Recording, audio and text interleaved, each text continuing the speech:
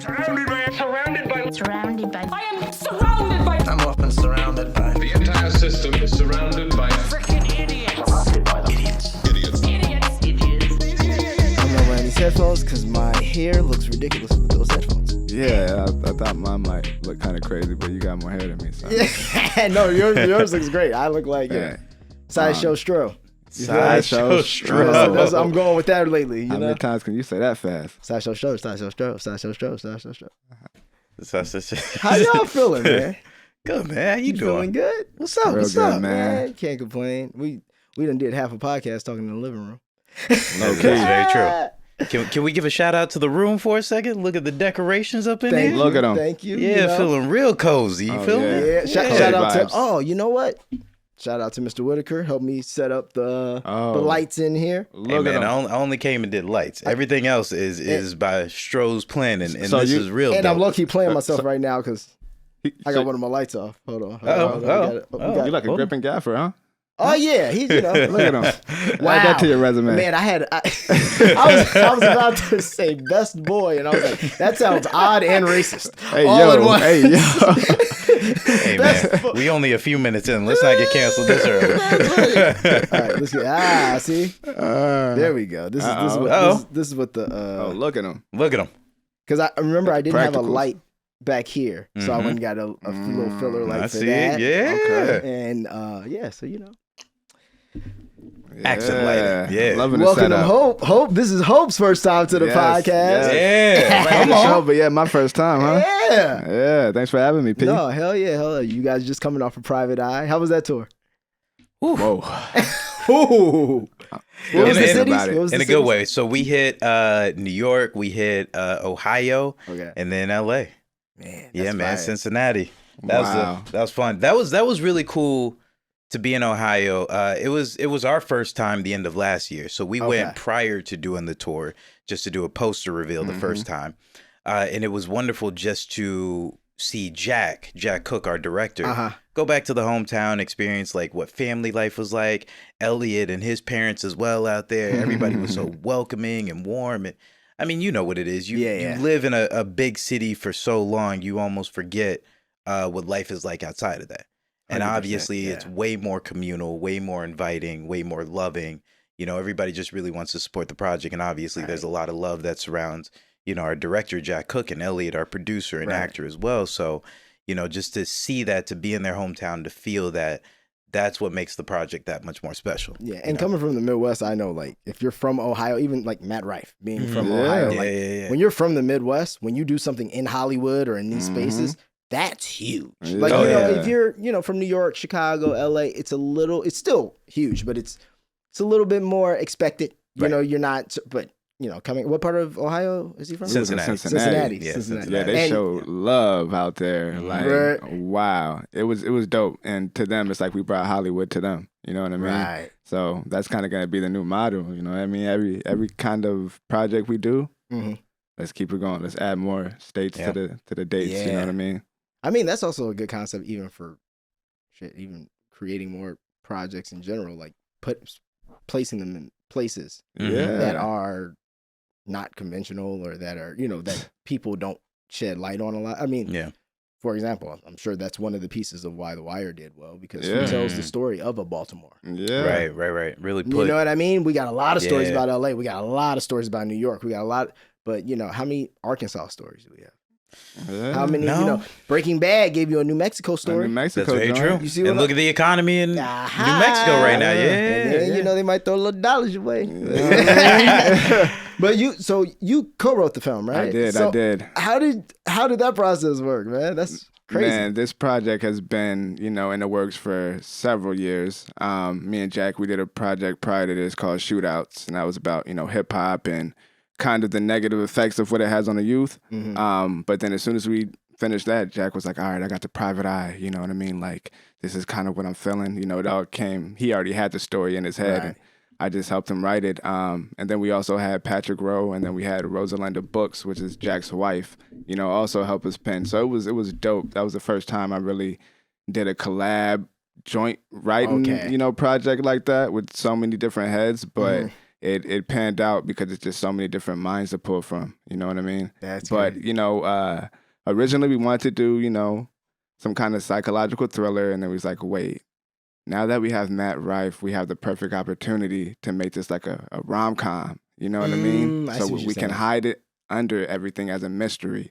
So it's not cheesy. It's not like your typical chick flick. You know what I Right. mean? But it's like, it's kind of like a, what do you call it? Like a film buff's piece. You know what I mean? It's an actor's piece. It's heavy dialogue in this. But at the end of the day, it's a rom-com. You know what I mean? It's romance, it's comedy, it's mystery. It's a little something in there for everybody.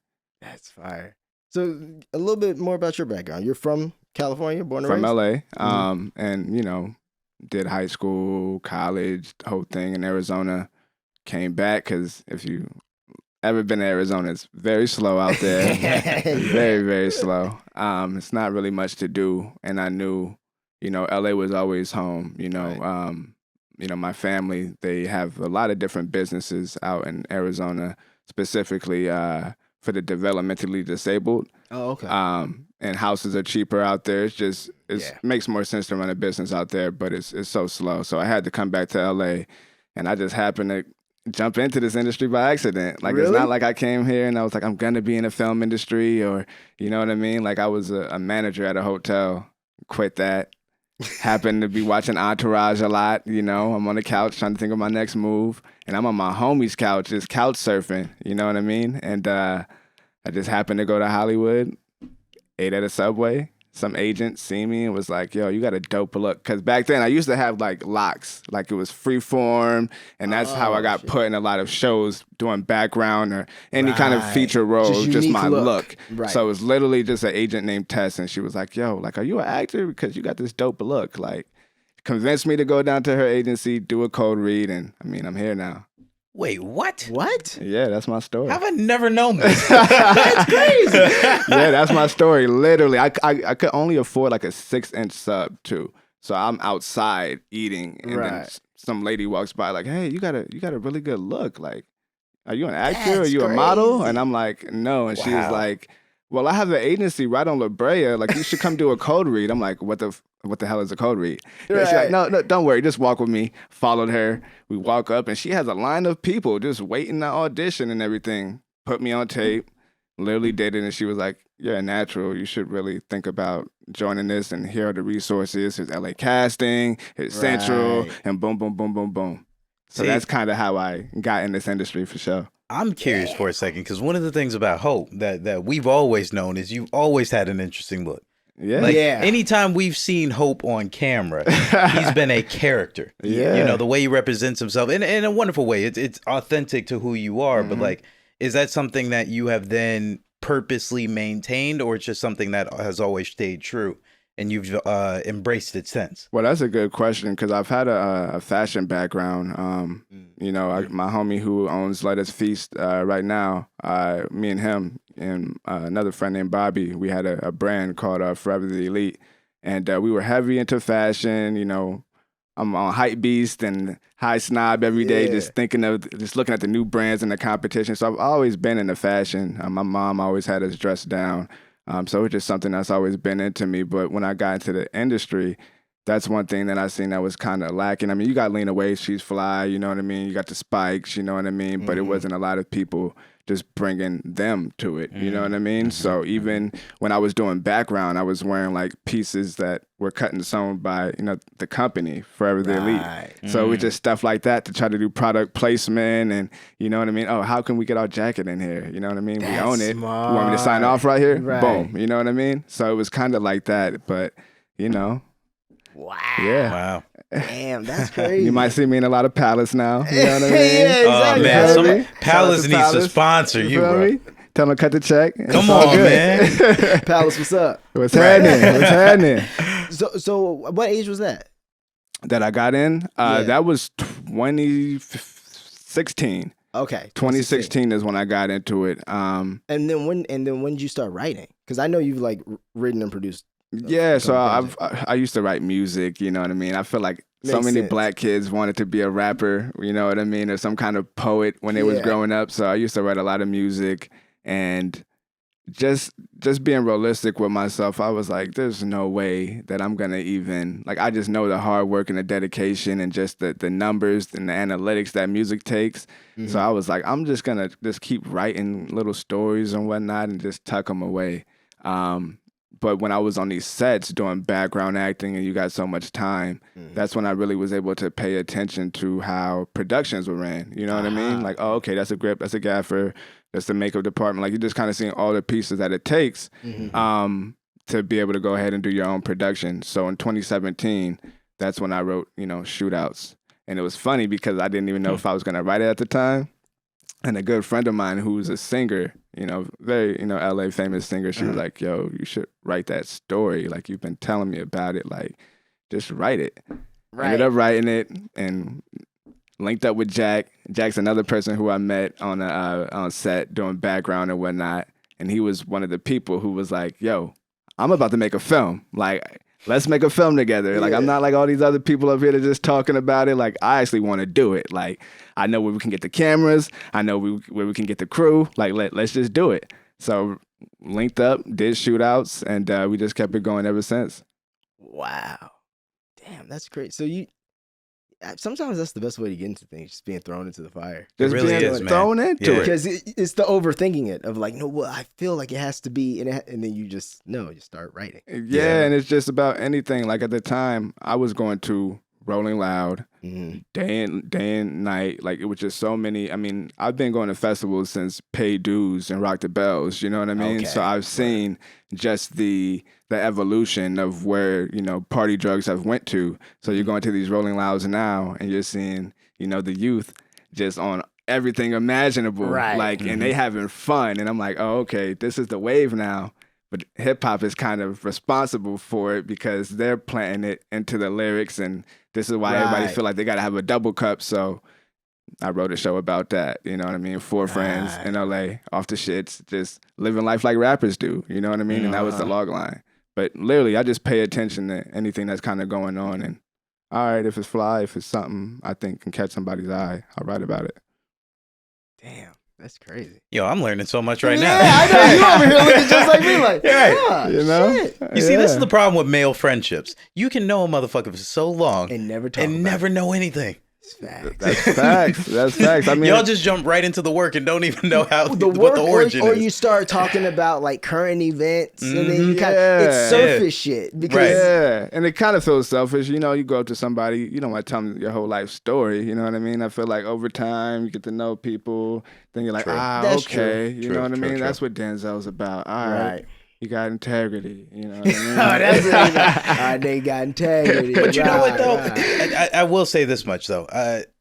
Not to go on a tangent, but like male friendships, at least at that point, you can kind of establish early on, what do you stand for? How do you get the job done? You know what I mean? Like, is this a person that I could collaborate with? And then all of a sudden you start to learn the makeups of that person, and you're like, oh, now that all makes sense. But you're catching all of that makeup and you're judging them for that moment only. You know what I mean? Like 100%. I don't know. I guess it would be different than when you're dating like a significant other, because you're then trying to figure out everything about them. Yeah. But I think it's just like the fact that you get the chance to peel back those layers. But I think there's like steadfast things that cannot change. Like for good male relationships, the 2 things that cannot change generally are, is the person reliable?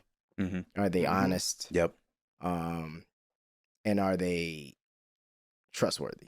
Yeah. And reliable, honest, trustworthy, they all go hand in hand. If yeah. that person is that, then okay. There might be little quirks about them I don't understand yet, but I can get past it because I know they check these boxes. Right. You know, and then over time, like you said, then you start to, that's why that nigga be doing. Okay, that makes sense though. Yep. Because I never knew that he had, or right. You know, what the experience is. I don't know why it is with men. That's just how it is. Well, you know why? Because I think no one gives a fuck about my sob story. So, and this is the problem though. And then we all as men just do that. No one gives a fuck about us. Yeah, nigga, you don't pay my bill. That's why it's like the first thing is Denzel felt down. But instantly, it doesn't matter what you're talking about. If you start taking it to a nigga, you're not paying my bills. It's like fair. It's like, fair. Whereas the opposite sex, I feel like, has a bit more leniency to they entertain a lot more. Like they're social people, so like they'll entertain a lot more. Like they'll listen to somebody just lie for 2 hours and just be like, "Girl, you crazy." Or even go down that same lie with them. We gonna explore this lie for 2 hours, and I feel so much closer to this person, and then not knowing a damn thing. And then get in the car and be like, she be lying. Right. Guys aren't really gonna do that unless you pay my bills. Yeah. You pay my bills, all of a sudden they're like, "Woo, you so funny. Say it again." It's a very we are very different species. Yeah, no, we just gonna get right to it. Yeah, we gonna cut all the fat, like you said. What are we gonna sit here and discuss? Yeah. I mean, because we don't usually have a safety net. Guys don't usually have a safety net. You know what I mean? Other than they mom. That's what I was just about to say. I mean? A kid with great parents. Yeah. A man with great parents. That's the closest thing to a man with a safety net. Yeah. And once that's gone, that's Spielberg said something about that once because he was talking about when he was making The Fabelmans, he was kind of talking about the loss of his parents, both his mother and father. And at that moment, he had realized he had become an orphan to the world again. Right. Once that safety net is gone, you become an orphan to the world. Yeah. And then where is that safety net? Yeah. It's I've literally had that thought where I was like, oh, that's weird. Like, when they're around, like there's always somebody who'll go to bat for you. Even if they can't do nothing about it. There's somebody who every day gonna try to, whether you're in a bad situation, get you out, help you get in. Whatever the goal is, they gonna try to help you do it. And we're talking about the good end of the spectrum. The good end of the spectrum, right. Yeah. But so some people feel this off rip, and that's a different thing. You know what I mean? But whereas, I've thought about that. I'm like, oh, right. So I think I was thinking about it in context with my parents, because it's like, they're older. You start to not think like, oh yeah, you my parents. You're not thinking about like, right. Yeah. You still miss your parents. Yeah. That doesn't change. Like, but it's like we're so young, we don't. But yeah, the same way when I'm 65, I'm gonna miss y'all. Like, it's but when you start to realize that, you realize like, oh right. So when their parents were gone, they're alone in the world again. Then you can have, and that's why then you realize why they always say family's so important, because then all you really do have, if you cared, if it's the good end of the spectrum, is your brothers or your sisters or your cousins. Or these are the only remaining things that are even close to what you lost. Yeah. Who has that much history on you, but also too, what do you define as family? Because I think that's highly important. Yes. Yeah. Highly, highly important. Doesn't got to be blood. It don't always got to be blood. It doesn't always have to be blood, but that time put in, the people, like you said, who you could trust over time, the developed relationships. What does that look like? I think about that all the time. Unfortunately, not to be down or pessimistic about certain things, but the reality of life is life keep moving on, forward, and some people will be here, some people won't eventually. So then what does your tribe look like after that first step of what is your safety net, your tribe, what is your immediate family, what does that look like after that? 100%. You know what I mean? Like, are all the people around me dependable? Are all the people around me, if something goes wrong, I know I can turn to them, and vice versa. And I know that if things go great, they're not going to try to just take. It's that same dance, but it's tough. Like, it's tough. I mean, that's why over the course of your life, I feel like you have to be, and fortunately, I feel like we've all done a good job of this so far, but you just have to be mindful of who you're bringing in, and who's going to stay. Because I've noticed there have been times when there were certain people in my life, and I had so much more drama in my life. And when I say drama, like, and I'm not a drama person. Like, don't get me wrong, I can be, I can get mad, be happy, sure, but like, I'm not. I stay out the way. That is my thing. If I got a problem with you. I'm not talking to everybody about it. We gonna talk about it, or we not gonna talk, and that's that. And we're gonna keep it pushing. I ain't got time to drama. But there were times in my life where I was like, yo, how is, like, I've never had these problems. Like, what? Yeah. Until you seen who was around you. Yeah, and then certain people leave, and all of a sudden it's like, cleared up a lot of Yeah. space. Yeah. Yeah, There's a lot of energy sticking around that didn't need to be there. Yeah. it's crazy. Yeah. Mow the grass, man. Mow said mow the grass. See the snakes. One thing I will say about going on this private eye tour, I learned Hope has the best one-liners. I know. I believe it. You'll just be sitting. You'll be sitting somewhere. You'll make a random ass comment, and Hope will come up with a one-liner, change the whole conversation I'm completely. telling you, man, that's Yeah. the writer in me. I can't turn it off. It is the man. writer in you. I The can't. references you have, the one-liners. If there was a buddy cop movie and we talked about Oh, this, yeah, it's coming. Oh yeah, It's coming. yeah. That's the Hope character. Yeah. You know what's funny? As we're sitting here talking about this, I'm like, the thing we did the other day, What thing? the audition. Oh yeah. We were trying to find an archetype for this character, and we just bouncing around trying to find people. And now I'm sitting here and I'm like, hell no, it's for Hope. sure, because Yeah. it's the person. The character was like, it's somebody who will say these profound things, but they just like, you don't think they're paying attention or whatever. It's like they come in right at the. And I'm like, 100%. That is because you'll say something and they'll just change. Oh damn! It's like Lakeith on Atlanta. Yeah, there you go. Very much yes, so. Very so. It's like, That what the fuck? Like, It's you know what it was? It's a character that moves on their own accord. Which has always been Hope. Also, You know, we just talked about the style and fashion and even just your own look. Like that's the one. Okay, so just for everybody watching, Brand New, for instance, the project that we worked on. Hope is an associate producer on the project. He's been with us since day one, but Hope also has several cameos within the project. He plays one of the studio members, part of the squad. And watching Hope as we're editing the project, he just always stands out.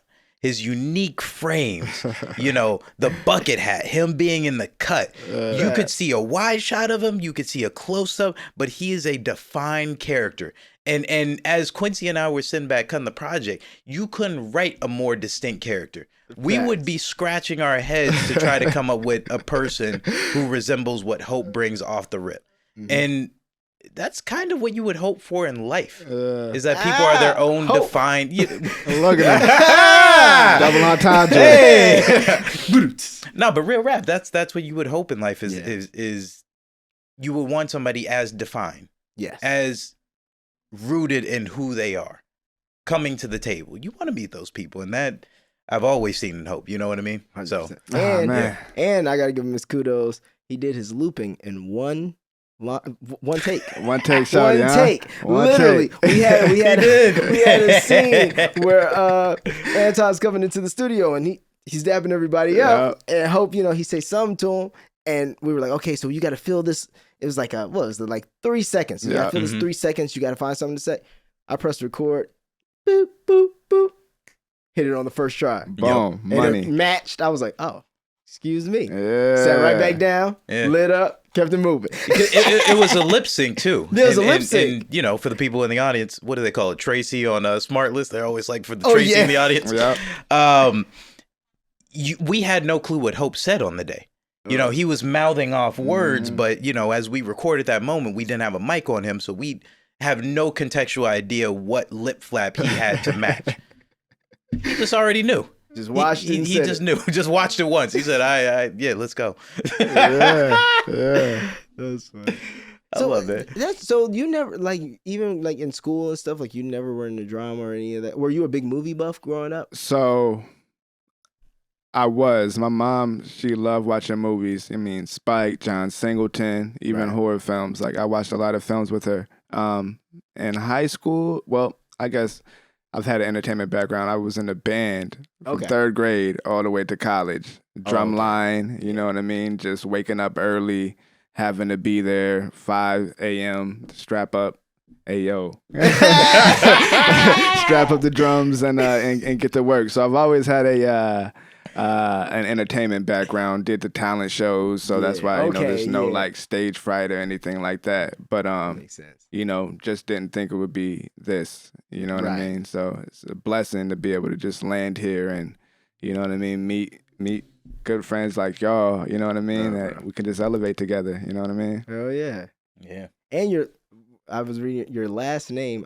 How do you pronounce it? Ayiyi. Ayiyi, It does okay. mean the creator or to create. So it's crazy that's what it kind of Really? translates from. You know what I mean? My dad's whole side of the family's from Nigeria, Lagos. So yeah, man. I'm first generation. Have you ever been to Nigeria or to Africa? No. Man, I And we're wanna supposed go. to be going this definitely. Christmas together because Oh, okay.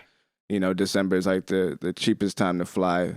And we're gonna be out there for like 30 days or whatnot. So yeah, it's gonna be dope to be able to go You out better come there. back with some stories on that Oh, one. yeah. That's He gonna good, have some man. stories. Oh yeah, I'm gonna come back with like Give 2 us 3 something to scripts shoot in written. Africa. Yeah, I'm gonna have some shit written. I mean, when I went to Ibiza, I came back with like three movies written. How was that? I've always wanted to go to Ibiza, and I've never had a chance to go. Let me tell you this: Ibiza, they don't care about rappers. They don't really care about entertainers. The DJs run that island. Run it. So Run it. that's why that would be a perfect place for you to go and get a residency out there because it's all about the DJs. So when I went out there, I got hired by my main man Larry, and he's like a very wealthy guy out there. Chip introduced me to him. Shout out Chip the Ripper.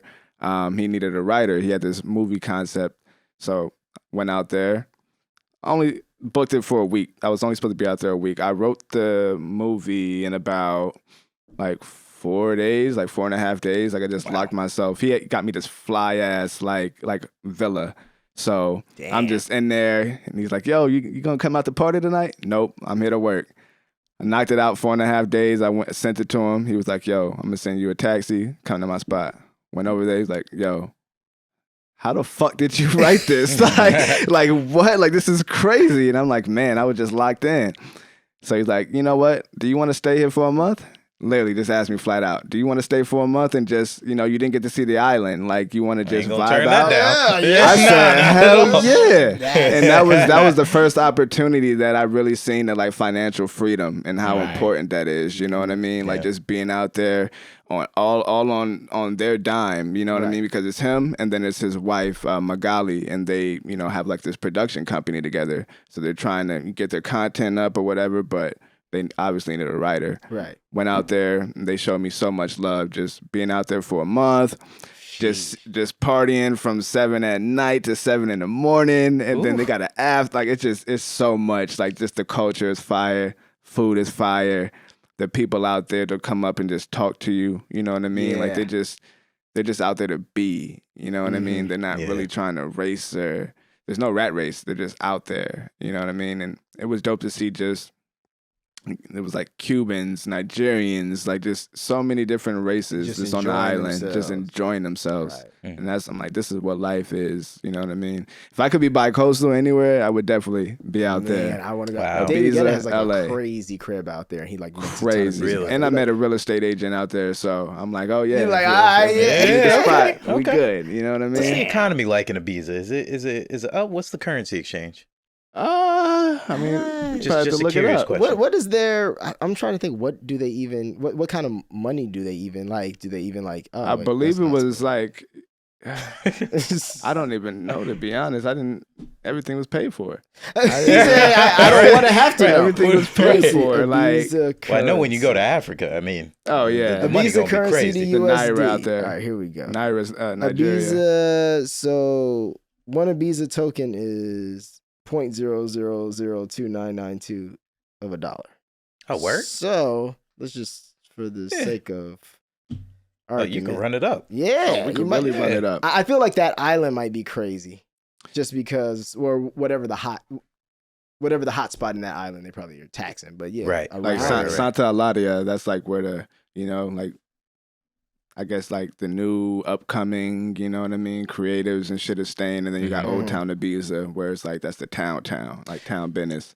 But see, that's the thing, right? But it's gorgeous out there. Because everybody, influencers, artists, celebrities have made it such a hot spot now that, like you said, they're probably running it up, and that's what happens with these.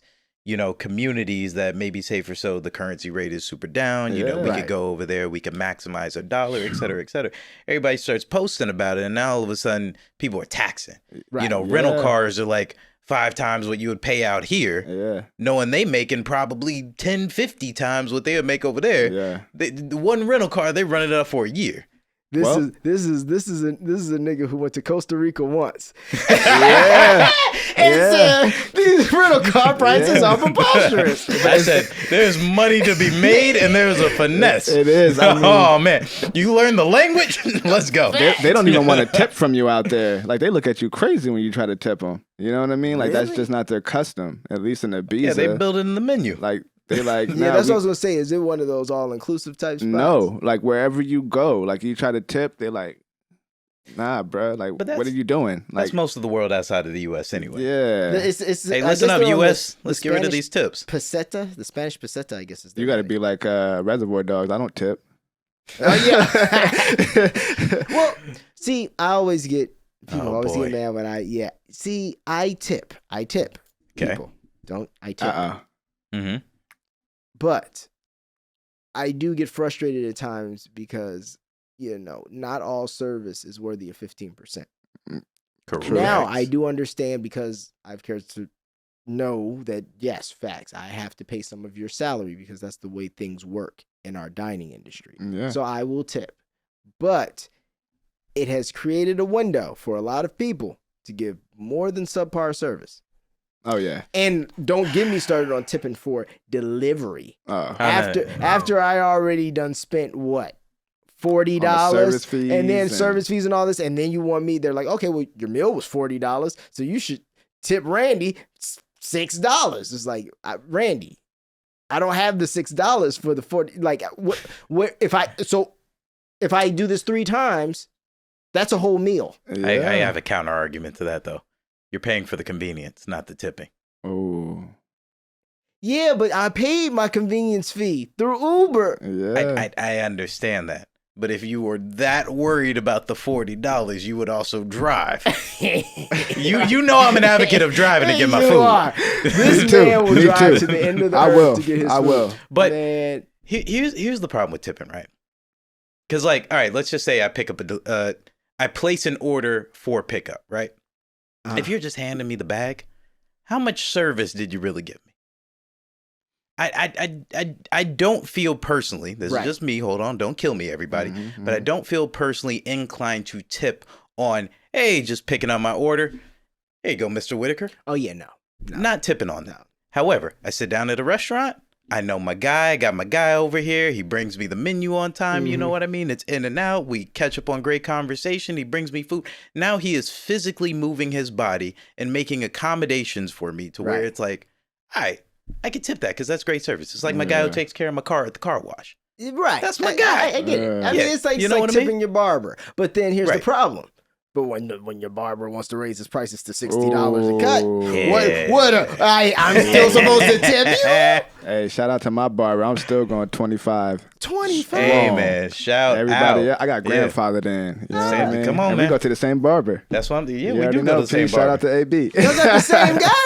Well, I mean, we go to the same barber But shop. I think you got a different dude. I got AB. Where's this brother located? North Hollywood. North Hollywood. But see, you got to get in where you fit in, brother. You know what I mean? I'm not gonna lie though. I don't get haircuts. I haven't gotten a haircut in so long. I should, but I haven't gotten a haircut in like forever because I usually get it braided. But then when I get my hair braided, it just my head does something where it just kind of like my lining never looks crazy, so I don't have to. You don't have to. Yeah, it kind of just works. The secret to growing out your hair. When niggas were growing out their hair during COVID, people stopped getting haircuts. Yeah. That's why everybody get the curly tops when you go into the audition. Yep. Everybody stopped paying for haircuts. Sponge. My barber, he got so upset. He was like, "What happened, man? You used to come in every week, every 2 weeks. Now I only see you once a month. I'd be lucky if I see you in 2 months." And it's like, yeah. Look, and all of this is because niggas still want to be on TV. If you was just writing, you would never go back to it. Oh, no. I know, that's what I'm saying. Yeah, no, like it's when literally I'm in Jay-Z mode, when you in album or writing mode or creating mode, no. But when you want to get them commercials, I go and get this haircut because I got to show up to a public event or I'm about to shoot something. Exactly. Yeah. Bro, I'm Gotta look right the there with part. you. Other than that, you Hope's, catch me out Hope's here. like, I'm always clean every week. Nah, man. Hey, I ain't been to the barber in a minute until we went to, did the tour. Yeah. New York. Right. I was like, all right, we hit New York. That's my second time ever being out there. Got to get cleaned up. You know what I mean? I could do better with going. The barber would benefit me for like the facial hair now. Yeah. But don't you have? You I got do, clippers? but It ain't the same. it ain't the ain't. same. How they can, Man, y'all how they funny. can line it up and Listen, I'm not saying it's worth $60. I get my tools 60. sharpened up. I got the whole barber kit. I'm doing this at home. Oh He man. said I get my. Are you kidding me? Okay, so for anyone who doesn't know Denzel, let me explain something. Self-efficient. Denzel can go about doing certain kinds of things because Denzel is extremely efficient and he's going to do them correctly. Mm-hmm. Then you got niggas like me who, I can do stuff well. Mm-hmm. But if I don't feel like shaving my face, I'm kind of going to just start doing. I'm not fucking sharpening anything. Oh, yeah. I'm not preparing for like Denzel's the person who prepares 30 minutes before he does the job. Yeah. Because he goes, well, you don't want to have to deal with it. I'm like, yeah, but I would have just started and been mad later. But see, this is why. You see what's funny about that, team. though?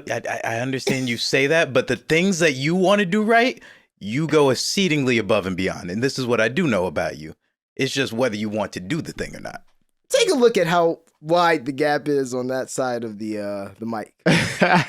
no, where I use the jigsaw. Okay. That's not a Denzel cut.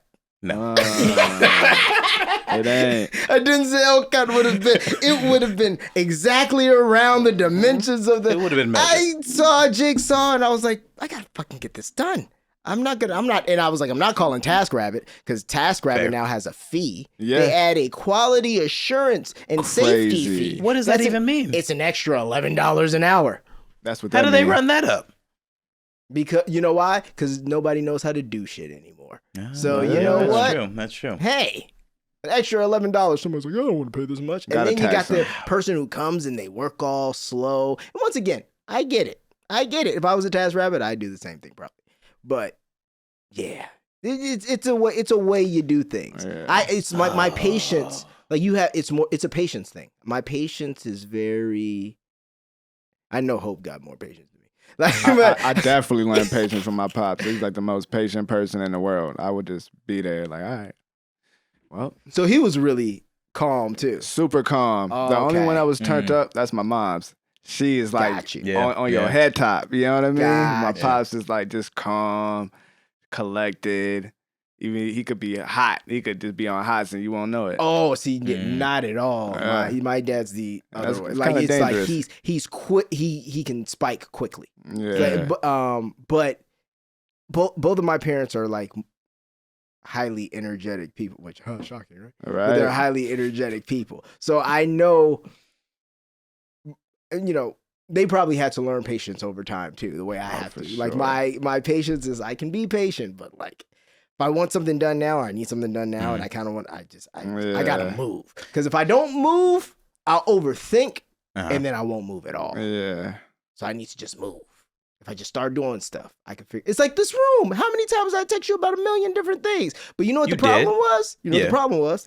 I didn't have one fucking thing in here. I didn't get the bookshelf. Right. Once I got the bookshelves, there's something here. Okay. Yeah. Oh. They can build. So wait, hold on. I could bring that in, and then maybe I could put that there, and then I just need something, and then it starts making sense to me. But I gotta move.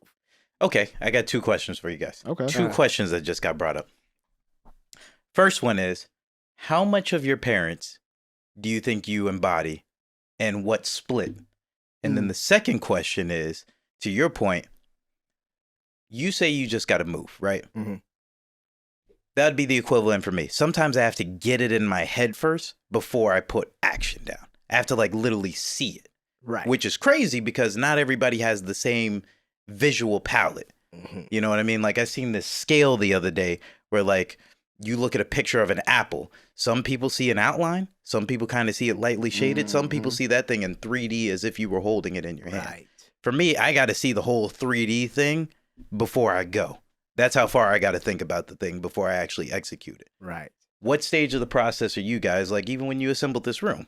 Like we went back and forth with questions, Mhm. but how much did you have to see it before you actually took action, or did you just take action? I have to just take action. Mm, It's okay. the same reason why I started the podcast on the couch with handheld mics because I have to take action. Because if I don't take action, I don't see what it can be or where it can go. Because the kind of vision, it's even with like making beats. Mhm. Well, I will say this: music I can hear in my head.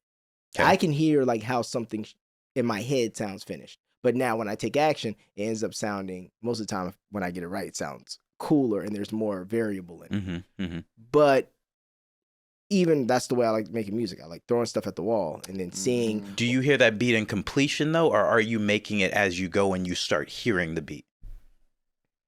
Because I've seen you make beats just out of nothing. Out of nothing. Yeah. Yeah. It's more of, sometimes it's that Okay. process of like, this sound is cool. I could hear it doing this. I could hear it doing that. And then it starts, but I need the sound, or I have to have a complete just idea in my head. And I'm like, but this is a better way to explain it. I need the starting point. So I at least need, if you're telling me, let's make some music, unless I'm just making music I want to hear and I'm just making this for me because I want to do this. No. We're not just going to make music. What kind of music are we aiming for? What are some references? Then once I see, and that's my thing, I need somewhere to start. So once I see, or once I got something in there, okay, this makes sense because I don't see dimensions well. Okay.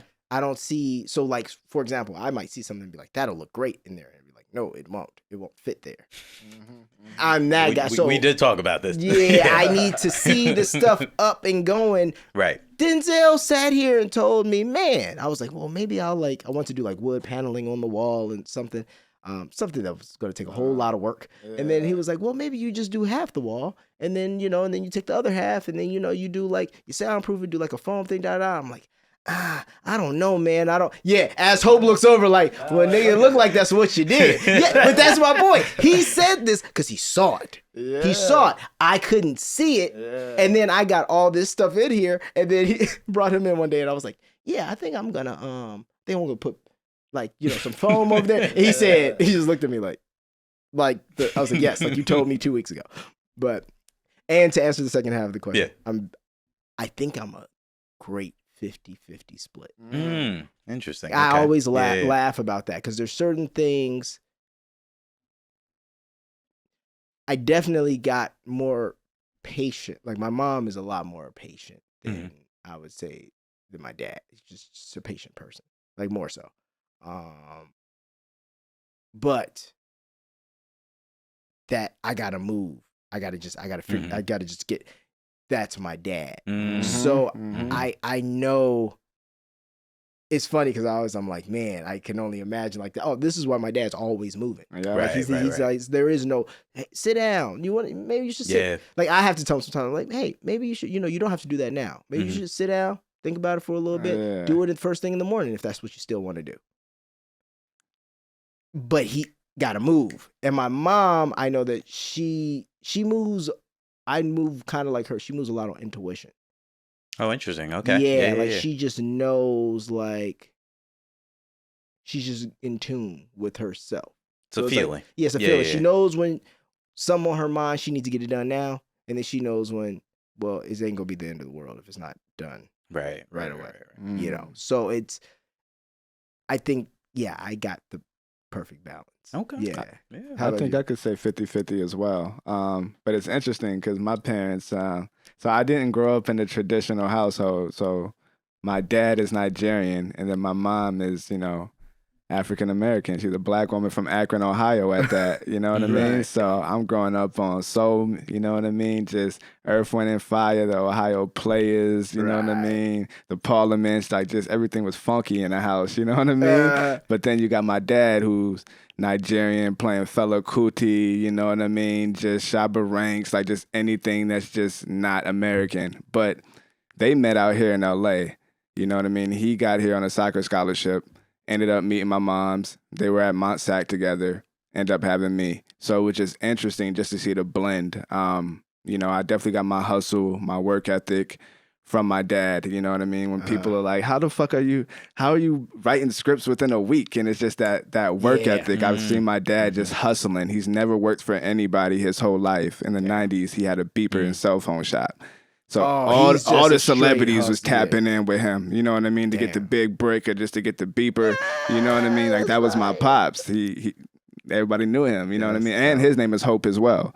You know what I mean? So just that it was crazy in itself. Hope the second, Hope the third. So I'm the second. So they called my whole family. He's Big Hope. I'm Little Hope. You feel me? But now I'm out here in Hollywood and they like, yeah, you Big Hope. You feel me? You Big Hope. You out there doing your thing. I'm the only one out here still that remains of my family. Like, we was all out here in California, and then we all eventually had to move to Arizona because it was just cheaper, less gang banging. Like, just if you want to raise a family, it just makes more sense. You know what I mean? But I had to come back. You know what I mean? But just to answer your question, the hustle, the work ethic from my pops, and then just the charismatic, just the energetic, like, just my personality is my mom's all day. Like, she's like, she wanted to come to the premiere, but even when she went to the Arizona showing, everybody was saying, yo, she's dying, cracking up the entire movie. She's loud. Can we get her out of here? Like, she's one of them that's just like over the top, you know, even down to how she dresses, you know what I mean? Fashion, just everything that's dope and fly. That's my mom for sure. That's fire. Were they super supportive of you wanting to get into the industry? Or my mom, it's crazy. She's always like, we watch Crooklyn, and she'd be like, your name's gonna be in the credits, you know, like in the future, like just wait. So she called it, but I mean, realistically, my dad wasn't. Just Nigerians, they're strictly like, you need to do something that's logical. School, academics, right? Be a lawyer, be a doctor. You know what I mean? Like, they're all in the nursing field.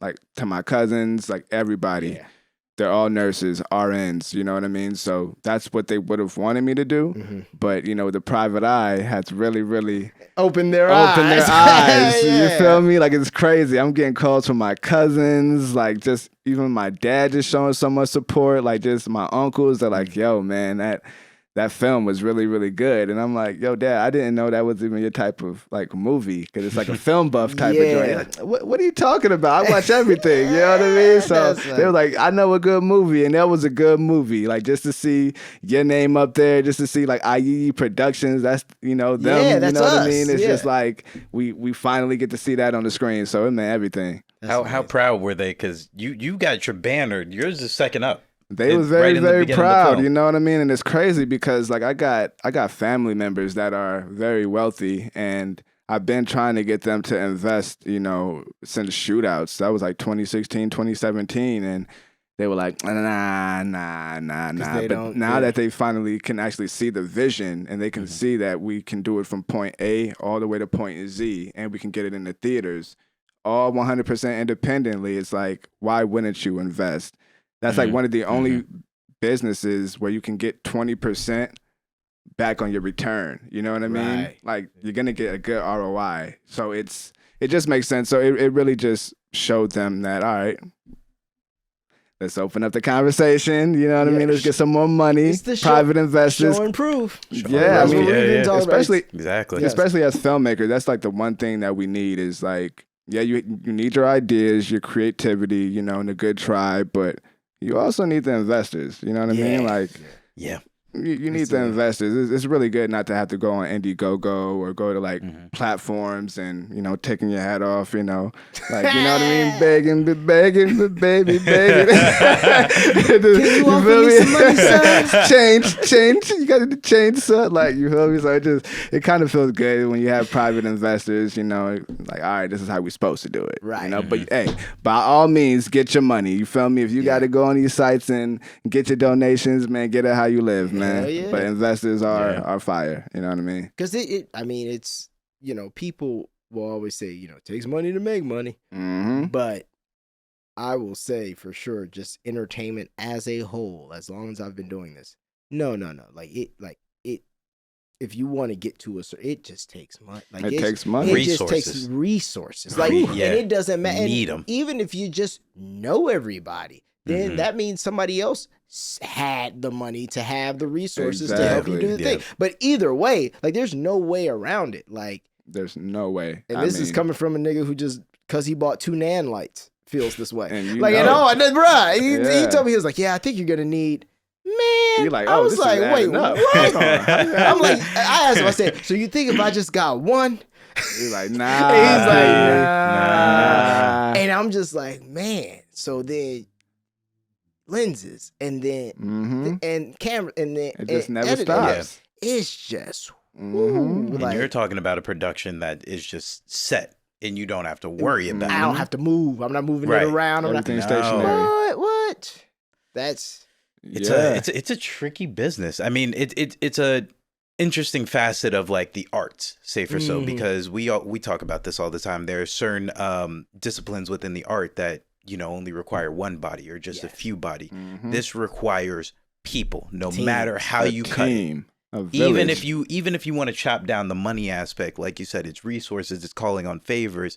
You know, you could think to some of the earlier days of some of the people who we, you know, really look up to, and, you know, some of the creative filmmakers out there. They just had family, friends. It was community. It still grandma needs bankrolled people. his joint. Yeah.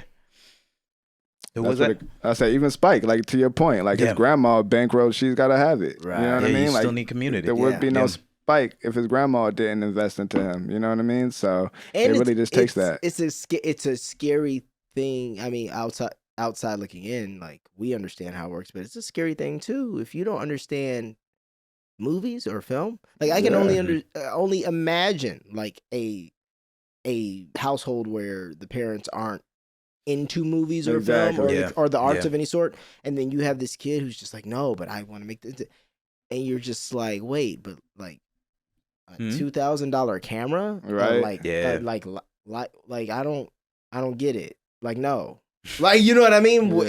It's I'm grateful I didn't have those parents, you know, but it's crazy, and obviously neither did you, but it's like, it's a scary thought, because it's like, like, how do you make parents see it at a young age with no resources?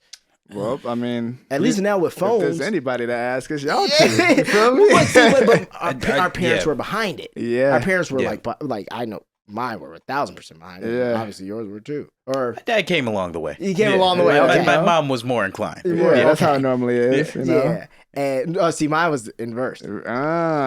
Floyd was like, "This is the plan. This Maestro, we gonna get him in here. We gonna get him in these music classes, and he gonna do this, and we gonna get him." And my mom said, "All right, fire. That's let's dope. do it." That's and then it was, "Hey, he got this audition rolling. We gotta go." Okay, Maestro, let's get dressed. Go up. Make sure. Dad came, picked me up. It was that. See, I had the split reverse. Revolving wheel, just in a different way. Exactly. That's so my pops. Oof. Because that was the thing. Like, you know, my parents were highly always supportive. You know, my mom seeing that this was kind of like what I'd taken interest to early on. It was one of the few things that was just kind of like it lit my soul on fire. And so my mom was like, okay, whatever he wants to do, let's do it. You know what I mean? And she's always been, you know, that type of support. My dad has always been there, but he's always been like in the background, making sure like, all right, this is fun. But you know, when you get 18, we're going to have to start talking about your future. You know what I mean? Yeah. But of course, by the time I was 18, thank God, I was already, you know, doing such titles. You know, Great Debaters had already came out. It was him. It was, my dad could at least see proof. So at that point, it was more like, all right, son, are you committing to this, or are you going to get some type of stability behind you? Right. And that's when I threw stability out the window and just went forward. No stability. As we all did. As we all have. That's the name of the game in this business. Yeah. For real. That's funny, though, because the relationships, I mean, everything. But you know what's crazy, though? Okay. Going back to the question I posed earlier, right? Because it's interesting. As an adult, I find I'm more like my dad, right? It would be hard for me to call it a 50-50 between my parents, because even my mother would be like, do I have two husbands? That's what my mom would say. I talk a lot, you know, to my mom, like we're close on a day-to-day, you know, we always communicate. Okay. But as I've gotten older, it's like me and my dad, we almost are like twins. Yeah. In terms of like the sensibilities, how we approach certain things, just even methodically how we think about stuff. So it's one of those things that as I've gotten older and as I've been able to grow closer with my father and really understand like his business, there is stability, but just like any other business, you know, he's an entrepreneur in his own right. Mm-hmm. You know what I mean? Even though he's under even though he's under the structure of a company, he still has to go out, bid for the jobs, you know, get certain clients, et cetera, et cetera. And now that we've been able to sort of relate on those same levels, once I jumped behind the camera and really started learning the inner workings of this business, they're not so much different. The only thing that he has is he has a commodity that you can hold. He has a commodity that at the end of the day represents something that you built. Whereas we in the arts, it's all subjective commodities. And that is exactly and that's the conversation me and my dad have all the time. And he never he's never been the one to, he's never really brought it up. It's more of like me bringing it up and just being like, this is hilarious. Like, it's crazy because you just have some, like what you work in is something, because I definitely, same thing you said, got my hustle, got my, from him, like he always moving. He's always, that man knows how to, he can figure out how to, if he needed to scrounge up whatever number you tell him, that man knows how to go out there, get work, get it done. And like, that is just who he is. And it's like, yeah, I feel like as I get older, I'm getting even more and more. I'm getting just as good. Well, not quite, but trying to get just as good at it. Yeah. But that's how men. Yeah, he has that commodity though. It's like, you know, saying he does something that people need. Like I always say this all the time. I'm like, man, no one needs Maestro on TV. But they do. Right. But they do. Damn right. But it's not an end of the world type of thing. Essential. If you are in Texas during the Great Freeze and you do not have heat, my father is way more valuable to way more people. Yeah. That is fair. Off rip. You feel me? Like it is a commodity that is like, damn, I gotta buy it anyway. Yeah. So, you know, it's just, it's a different kind of, it's like how people, look at Netflix. Yeah. You gotta pay for your Netflix.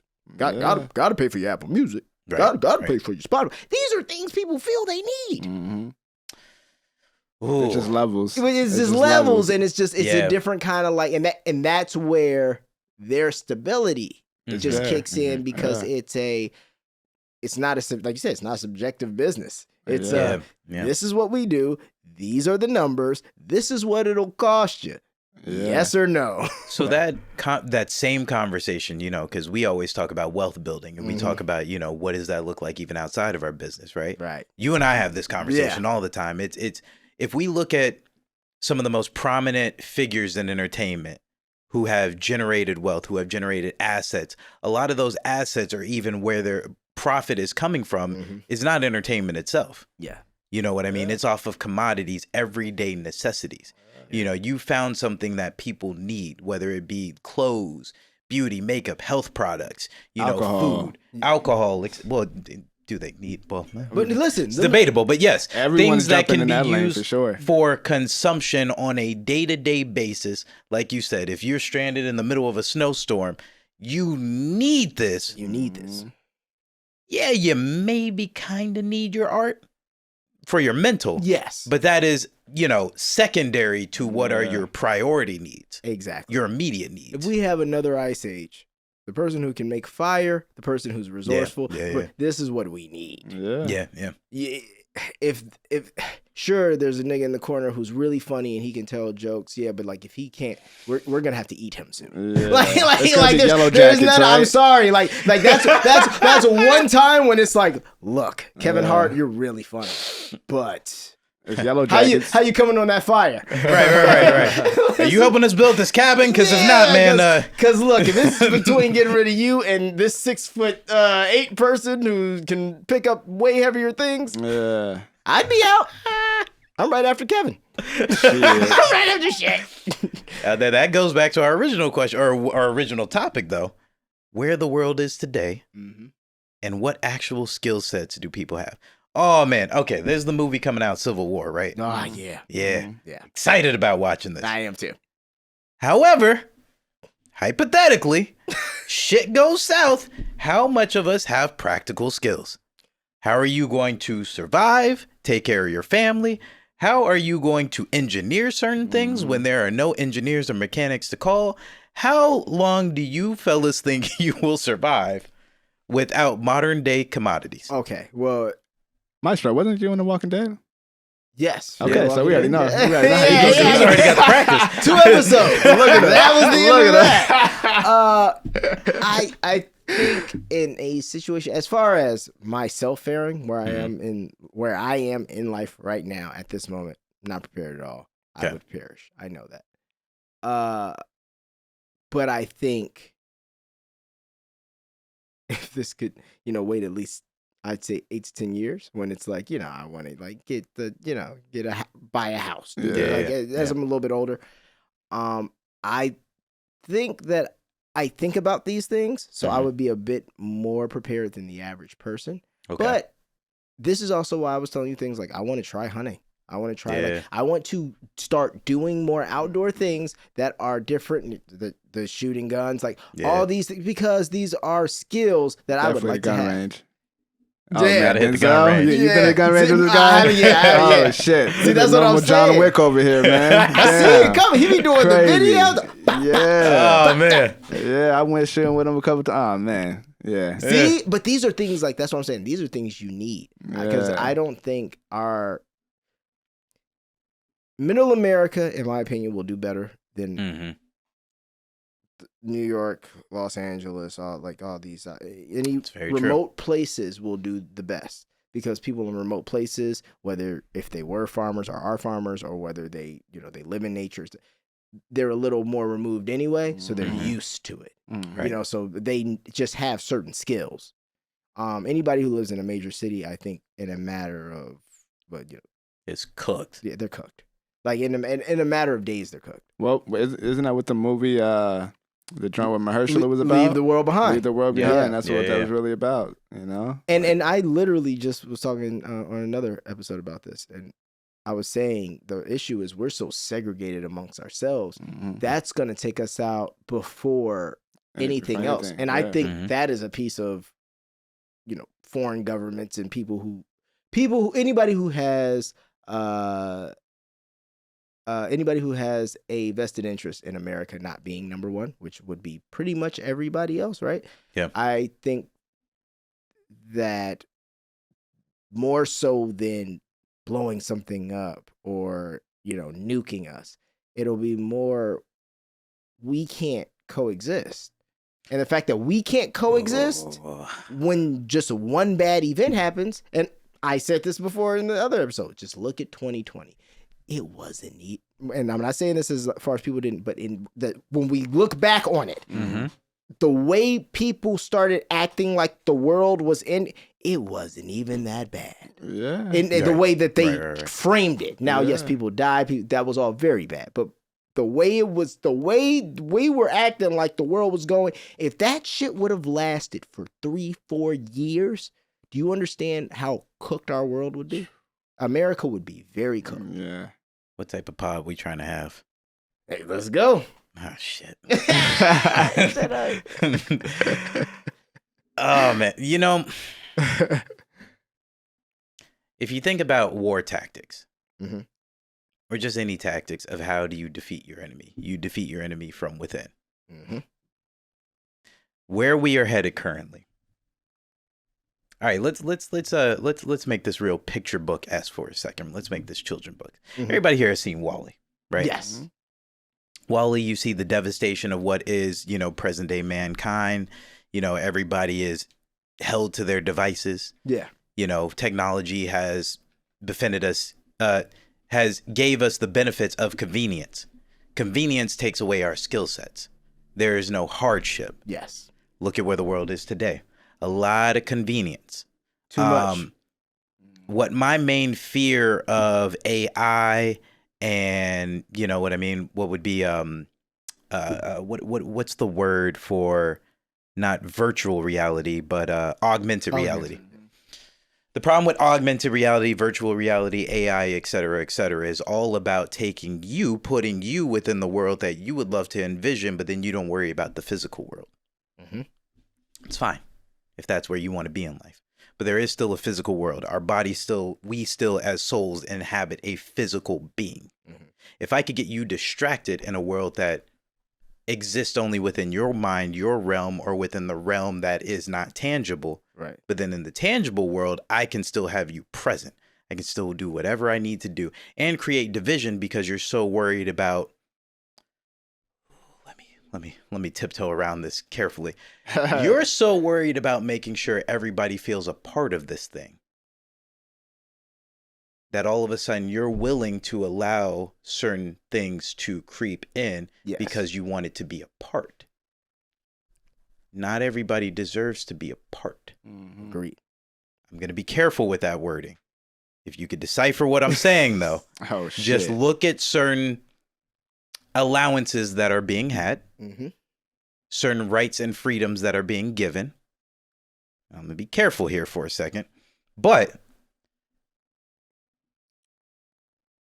if your body is a temple and you don't want that body to get sick from foreign invasion, you are going to protect your body with the things that are native to you. Yes. The only way you can let a foreign invasion, even a virus, attack your body is you have to allow access to said foreign entity. Mm-hmm.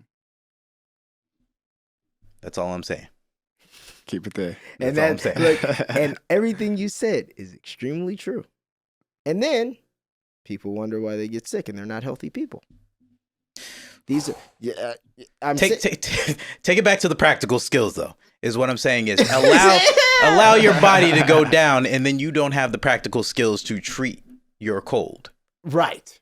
Oh, yeah. And especially in a post-apocalyptic situation or something like that. Yeah, then you're cooked. Have you ever seen, there's a video of this guy, Yuri Bezmenov. Have you ever seen that video? No.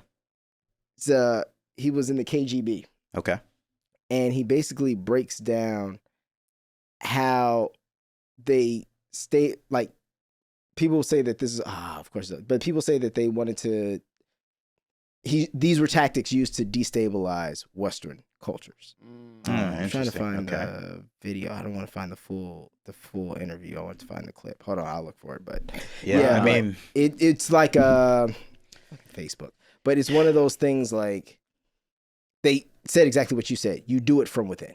Yeah, you know, you start to push certain things, certain agendas in certain societies, and then you weaken, you know, the societies, and then slowly but surely, you know, you play the long game. Yeah, you play the long game. Lots of societies out there, lots of countries have been playing the long game for a while. Let's see. Dedications. Yeah. By the way, YouTube Premium needs to not be $20 a month. That's ridiculous. YouTube Premium needs to not be $20 a month. Well, you spoke several times before about ideological subversion. That is a phrase that I'm afraid some Americans don't fully understand. When the Soviets used the phrase ideological subversion, what do they mean by it? Ideological subversion is the process which is legitimate, overt, and open. You can see it with your own eyes. All you have to do, all American mass media has to do, is to unplug their bananas from their ears, open up their eyes, and they can see it. There is no mystery. There is nothing to do with espionage. I know that espionage intelligence gathering looks more romantic. It sells more deodorants through the advertising, probably. That's why your Hollywood producers are so crazy about James Bond type of thrillers. But in reality, the main emphasis of the KGB is not in the area of intelligence at all. According to my opinion and opinion of many defectors of my caliber, only about 15% of time, money, and manpower is spent on espionage as such. The other 85% is a slow process which we call either ideological subversion or active measures, активные мероприятия in the language of the KGB, or psychological warfare. What it basically means is to change the perception of reality of every American to such an extent that despite of the abundance of information, no one is able to come to sensible conclusions in the interests of defending themselves, their families, their community, and their country. It's a great brainwashing process which goes very slow, and it's divided in 4 basic stages. The first one being demoralization. It takes from 15 to 20 years to demoralize a nation. Why that many years? Because this is the minimum number of years which requires to educate one generation of students in the country of your enemy, exposed to the ideology of the enemy. In other words, Marxism-Leninism ideology is being pumped into the soft heads of at least 3 generations of American students without being challenged or counterbalanced by the basic values of Americanism, American patriotism. The result you can see. Most of the people who graduated in the 60s, dropouts or half-baked intellectuals, are now occupying the positions of power in the government, civil service, business, mass media, educational system. You are stuck with them. You cannot get rid of them. They are contaminated. They are programmed to think and react to certain stimuli in a certain pattern. You cannot change their mind, even if you expose them to authentic information, even if you prove that white is white and black is black, you still cannot change the basic perception and the logic of behavior. In other words, these people, the process of demoralization is complete and irreversible. To get rid society of these people, you need another 20 or 15 years to educate a new generation of patriotically minded and common sense people who would be acting in favor and in the interests of the United States society. And yet these people who've been programmed and, as you say, in place and who are favorable to an opening with the Soviet concept, these are the very people who would be marked for extermination in this country? Most of them, yes.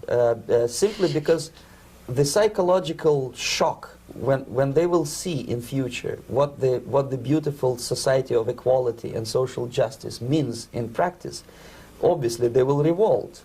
They will be very unhappy, frustrated people. And the Marxist-Leninist regime does not tolerate these people. Obviously they will join the links of dissenters, dissidents. Yes. Unlike Yeah, so That was deep. no, and he goes. It's a 13-minute video, so I don't. But he literally breaks down it throughout this video how they do it. He literally said, "Look at our elites who work in these colleges and in these places." Like he said, you contaminate them to the point where you can't tell them black is black and white is white. Hey man, learn how to build houses, use power tools, take care of your family, store resources, Drink water. build some wealth, make great allyships, and be well traveled. Yeah. Get your passport. Denzel just watched that and said, "Make sure mine Get your is passport. Go home and create that checklist. That's all I got for you. Yeah, so it's a good watch if you ever want to finish it, but it's I'll definitely run that. And the first comment is, "This is exactly what is happening to America." Jeez. And then somebody else said, "Damn, this was 100% successful. Crazy to think this was the 80s." But that's what he said. Your C students are they're the elites. Yeah. You can't get rid of them. Yeah. And then you bring in these people who go to all these Ivy League colleges and all these places that, think about this, you spend more time in schools being programmed than you do with your own family. Facts. And then you go off at a young age to some other school. So some person who you don't know at all, and you know nothing about really, but they hold these marks, they tell you how you should think as a young, impressionable kid. And then you go back home and then you show off and you start telling your parents, showing off how smart you are. Right. You're an asshole because you figured it all out During your most impressionable days. malleable years. Yeah. When you could have been, maybe creating something else, doing something else, focused on something else. because that's your best time. Like even like it's a double-edged sword because we need education. Education is important, and obviously we have the system in place for a reason. We need education, but there needs to be an overhaul of what is education. That's the only thing. We do need education, but it's also the thing of, I mean, it's not the worst thing. I mean, everybody can't do it, but like, it's not the worst thing homeschooling. I was just about to say that. No, right. Yeah, exactly. Some of my like most wealthiest like friends, like they homeschool their kids, and it makes sense. They got the whole program laid out for them. And like you said, it's a financial thing and it's a time thing, it's a wealth thing, but it, like most things, is a wealth thing, right? Thing. You know, like you would eat better food and probably get less diseases if we had the money to always only eat at Erewhon or Bristol Farms. But Costco chicken gets me sometimes. But that's damn the chicken. Intelligence is part of a wealth thing. Start from within. Yeah. Oh yeah, facts. When you think of generational families, when you think of families that have ran and dominated for so long. And then what are their offsprings learning about that process at an early age? Right. So by the time they're catching up to their late teens, early 20s, probably know far more than your average 30 to 40-year-old. Yeah, exactly. And know all the games, and then you don't have to learn everything firsthand. You know, wealth comes in all different forms, even outside of money. That's very true. Well, fellas, this has been a good one. I think we made some very good points. Hope, thank you for coming through. Thanks for having me, man. And congratulations on the movie. What you got coming up next? Oh, man. So me and Zell were just talking about this. First off, The Private Eye in theaters. Go see that. All right. Next up, we got Brand New. Yeah, by my man Denzel here. I mean, it's one team right here. Yes, sir. One hell of a fucking art piece. I mean, damn, it makes you want to tear up. You know what I mean? So we got Brand New. Yes, sir. Then we also got a horror film coming out called a Soda Squeeze. We're about to jump right back into pre-production for that. And then we got a dramatic romance called Closure. Ooh. You know what I mean? This guy right here, you're looking at the star.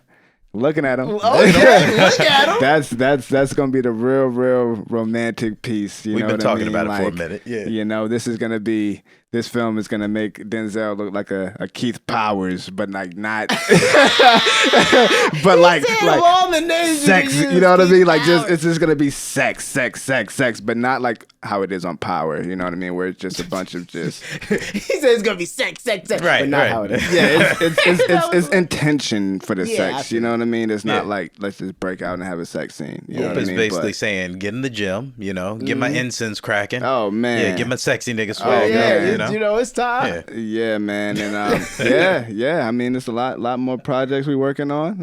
Definitely gonna get you in some, Maestro. Man, you know what I mean? Here.